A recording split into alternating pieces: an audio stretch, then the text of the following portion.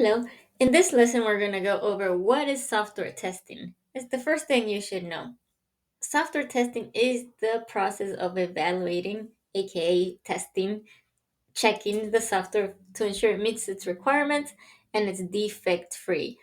Basically, you are the last person on that line before it goes out to the client. So you're the person that puts that seal of quality and approval before it heads out.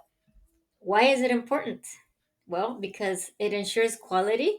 The reputation of the company is on the line here.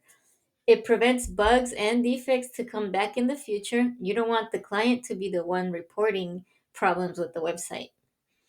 It enhances user experience and it reduces future maintenance costs. The sooner you get a tester to start checking the website or app, the better the outcome because it costs a lot more to fix defects after something has been pushed live. Um, so now that you know how important software testing is, let's go into our next lesson.